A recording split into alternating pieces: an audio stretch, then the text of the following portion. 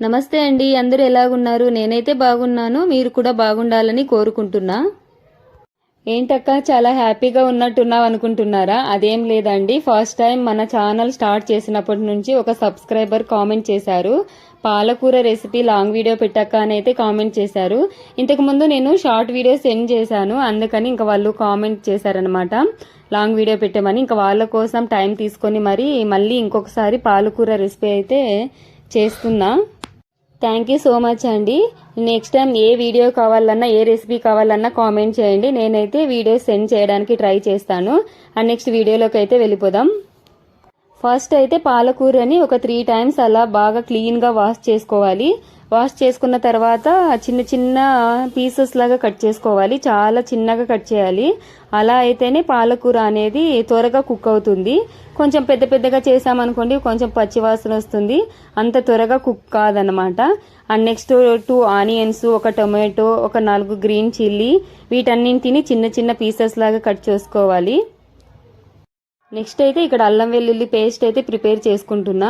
అయితే నాకు ప్యాకెట్స్లో దొరుకుతుంది కదా, దాన్ని యూజ్ చేయడం అంత ఇష్టం ఉండదు. నేను ఏ రెసిపీ చేసినా సరే అప్పటికప్పుడు ఇలా ప్రిపేర్ చేసుకుంటాను. కొంచెం టైం పడుతుంది, అయినా సరే నేను ఇంట్లోనే చేసుకుంటా. తర్వాత ఒక బాండీల్ పెట్టేసి తగినంత ఆయిల్ అయితే యాడ్ చేసుకోవాలి. ఈ రెసిపీకి కొంచెం ఆయిల్ అయితే ఎక్కువ పడుతుంది. ఒక 4-5 టేబుల్స్ ఆయిల్ అయితే వేసుకోవాలి. ఆయిల్ కొంచెం ఎక్కువ ఉంటేనే టేస్ట్ బాగుంటుంది. అండ్ నెక్స్ట్ దీంట్లోకి పోపు అయితే వేసుకోవాలి. ఆవాలు, జీలకర్ర, ఉద్దిపప్పు, అలా మనకి అందుబాటులో ఏముంటే వాటన్నింటినీ వేసేసుకోవాలి. అయితే నెక్స్ట్ ఉద్దిపప్పు, జీలకర్ర కొంచెం చిటపటలాడిన తర్వాత 2 ఎండుమిర్చి అండ్ నెక్స్ట్ కరివేపాకు వేసుకోవాలి. అది కూడా కొంచెం అలా మగ్గిన తర్వాత ఒక 2 ఆనియన్స్ చిన్న చిన్న పీసెస్ లాగా కట్ చేసుకున్నాం కదా, వాటిని అయితే వేసేసుకోవాలి. అంటే ఆనియన్స్ కొంచెం మగ్గాలి కదా, టైం పడుతుంది. అవి కొంచెం బ్రౌనిష్ కలర్లోకి వచ్చేంత వరకు మగ్గించుకోవాలి. ఏ వంట చేసేటప్పుడు అయినా కొంచెం టైం పట్టే వెజిటేబుల్స్ ఏదైనా ఉంది అంటే ఈ ఆనియన్స్ అండి. ఇవి కొంచెం బాగా మగ్గించుకోవాలి. అలా అయితేనే కర్రీ కానీ గ్రేవీ కానీ టేస్ట్ బాగుంటుంది. అలా కాకుండా కొంచెం పచ్చిగా ఉన్నట్టే వేసామనుకోండి, ఉల్లిపాయల స్మెల్తో కొంచెం కర్రీ కూడా పచ్చివాసన వచ్చేస్తుంది.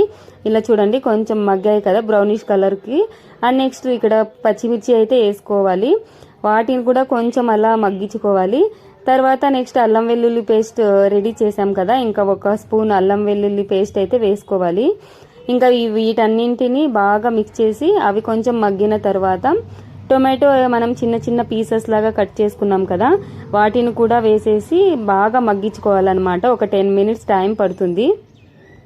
టొమాటో, ఆనియన్, పచ్చిమిర్చి, అల్లం వెల్లుల్లి పేస్ట్ ఇవన్నీ కొంచెం బాగా మగ్గిన తర్వాత మనం పాలకూరని అయితే చిన్న చిన్న పీసెస్ లాగా కట్ చేసాం కదా, ఇంకా వాటిని అయితే వేసేసుకొని ఒక 5 మినిట్స్ అలా మూత పెట్టి మగ్గించుకోవాలి.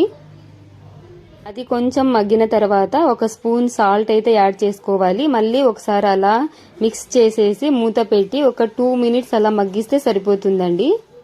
ఒక 2 మినిట్స్ తర్వాత మూత తీసి చూస్తే ఒక 90% కుక్ అయిందండి. చూడండి ఆయిల్ అంతా పైకి తేలి వచ్చింది. ఇప్పుడు ఒక 90% కుక్ అయిందనమాట. ఇప్పుడు కావాల్సిన మసాలా దినుసులన్నీ యాడ్ చేసుకోవాలి. ఫస్ట్ 1 స్పూన్ కారం పొడి, తగినంత పసుపు అండ్ నెక్స్ట్ 1 స్పూన్ ధనియా పౌడర్, మూడింటిని వేసి కొంతసేపు అలా మూత పెట్టుకోకుండా మిక్స్ చేస్తూ ఉండాలి. మిక్స్ చేసిన తర్వాత 1 స్పూన్ గరం మసాలా పౌడర్ అయితే యాడ్ చేసుకోవాలి ఫైనల్ గా. ఇంకొకసారి అలా మిక్స్ చేసుకుంటే అంతేనండి, పాలకూర రెసిపీ కంప్లీట్ గా రెడీ అయిపోయింది. చాలా సింపుల్ అండ్ చాలా ఈజీగా ప్రిపేర్ చేసుకోవచ్చు. ఈ పాలకూర రెసిపీ అనేది పిల్లల లంచ్ బాక్స్ కి అండ్ హస్బెండ్ లంచ్ బాక్స్ కి చాలా బాగుంటుంది. ఎప్పుడు పప్పు రసం కాకుండా అప్పుడప్పుడు ఇలా ఆకుకూరలో ఫ్రై చేసి మధ్యలో సైడ్ డిష్ గా ఆనియన్ అండ్ కర్డ్ రైస్ పెట్టారనుకోండి, వాళ్ళు కూడా చాలా హ్యాపీగా తినేస్తారు. చూడండి చూస్తుండగానే అసలు ఎంత టేస్ట్ గా ఉందో అనిపిస్తుంది. చాలా టేస్ట్ గా ఉంటుంది. ఫైనల్ గా టేస్ట్ అయితే సూపర్ గా ఉందండి. ఒకసారి ట్రై చేయండి. ఎలా ఉంది అనేది కామెంట్ సెక్షన్ లో కామెంట్ చేయండి. ఓకే అండి, వీడియో చూసి అలాగే వెళ్ళిపోకుండా ఒక లైక్ చేయండి, అలాగే సబ్స్క్రైబ్ చేసుకోండి.